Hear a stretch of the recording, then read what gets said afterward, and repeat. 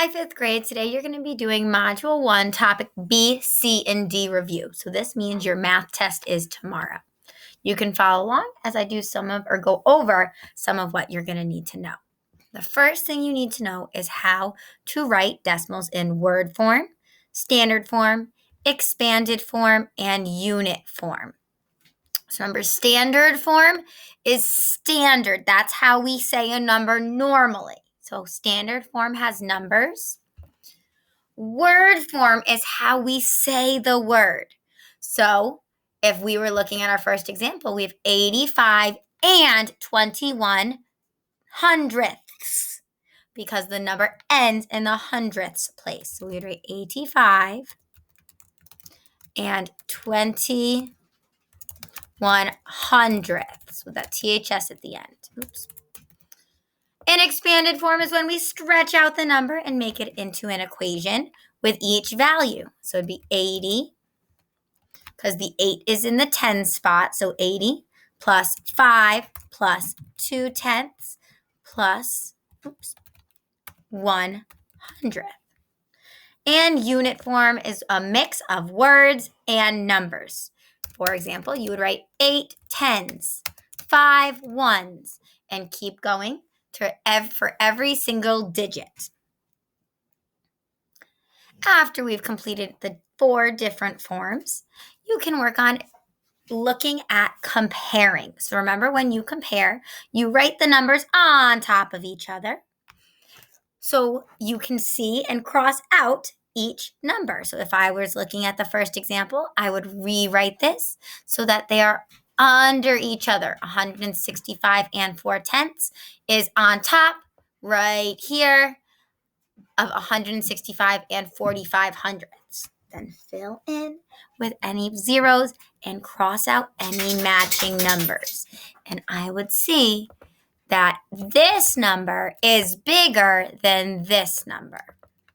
Don't forget to change it into standard form whenever there is another form. So like word form, you're going to want to change it to standard form.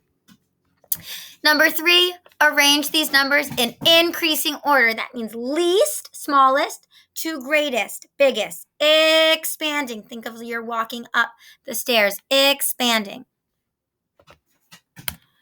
For number 4, you are going to round. So remember, we underline the number we are rounding. So if we're rounding to the nearest tenth, we underline the tenth, put 2 eyes under the 7. The 7 tells the 10th what to do. The 7 tells the 2 what to do because it's a bossy neighbor. 5 or more, you raise the score. 4 or less, you let that number rest. You let the number you underline rest. Then we only worry about that number and anything to the left. Remember, to the left, all my favorite numbers in the box to the left. So you only worry about what is to the left. And you forget about all the other numbers to the right. Because rounding makes your number easier to understand. Like you round the edge of a table, you make it smoother, you make the number easier to understand.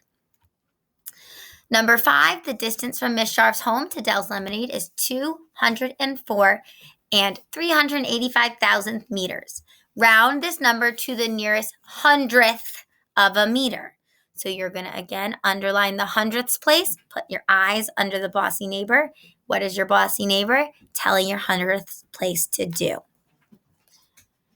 Number 6, you are adding or subtracting. Remember, the first thing you are doing is paying attention to if it is adding or subtracting. That tricks a lot of you. Then change it all to standard form, line them up in a place value chart, or just line them up on your paper. You can also draw a place value chart if you did not bring yours home.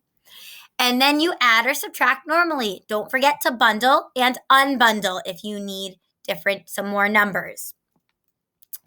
Last question, the Newport Bridge is 1 and 75 thousandths kilometers long. The Mount Hope Bridge in Bristol, Rhode Island is 2 and 13 hundredth kilometers long. What is the total span of both bridges?